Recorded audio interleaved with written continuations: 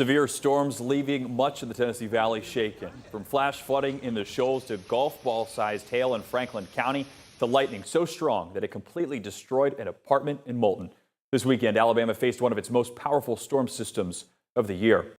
It's where we start tonight. I'm Simon Williams. The Yellowhammer State is reeling from the devastation caused by multiple tornadoes this weekend.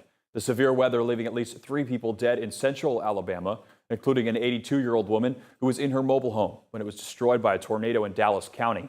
Officials confirmed 52 of Alabama's 67 counties were hit, with Shelby and Talladega counties in the center of the state facing the worst damage. Let's take a look at this photo from Talladega County. You could see a school bus that was tossed onto the roof of Winterboro High School, their gym. It was a tornado that caused it. Governor Kay Ivey offering condolences to Alabamians impacted by this weekend's deadly weather, sharing in part, quote, "We pray for those lives we lost as well as those who were injured. We pray for our first responders, emergency management officials, and linemen who are doing incredible work on the ground right now." Flooding today in the northwestern part of the state after severe weather rocked most of the region last night. Some counties saw just puddles here and there, while in other parts roads were washed out entirely. These flood warnings are still active today, but the good news is there's no road closures. Fox 54's Caleb Aguayo takes us out to Limestone County to see where all the water is still standing.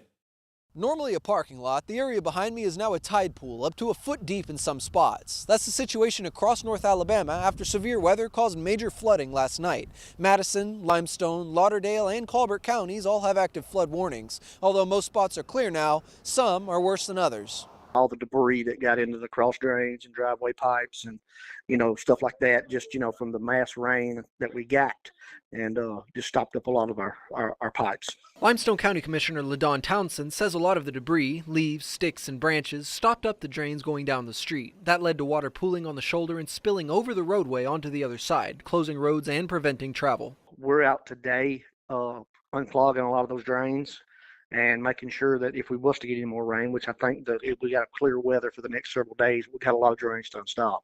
So they're working today to try to, make sure there's no debris in none of the roads. Most of the water is gone by now and pooled onto the side of county roads, but the leftover debris is still there. State Trooper Brandon Bailey says to remember the driving basics to stay safe, regardless of the road conditions. Even though we just encountered this ordeal with the storms, the rain, and some areas had, experienced tornadoes, it's important that we grapple back down and we understand that the fundamentals, seatbelt, watch your speed, watch your following distance, those type of things. Always do the fundamentals in driving. Let's not try to get complacent. Always be weather aware and keep an eye on the road. What you think is just a puddle could be deep enough to stop your car. In Athens, I'm Caleb Aguayo, Fox 54 News. That floodwater is receding with the sunny weather and should dissipate throughout the week. The emergency management agencies in each county will remove their respective flood warnings as they assess roadway conditions into this week. In the Shoals, residents were hit hard with heavy flooding after nearly 6 inches of rain fell in the area over the weekend. The Florence Fire and Water Rescue Team sprang into action last night, rescuing several people stranded in the rising waters. These images give us a clear look at just how deep those floodwaters got during those rescues. Thankfully, the rescue team says everyone they helped is safe and unharmed. And sticking in the Shoals, authorities are warning residents to stay away from Wilson Lock due to high water levels. With the lock dewatered for repairs, a temporary barrier is in place. Conditions around the lock and in the channel are already hazardous, and officials are advising against any recreational activities on the Tennessee River.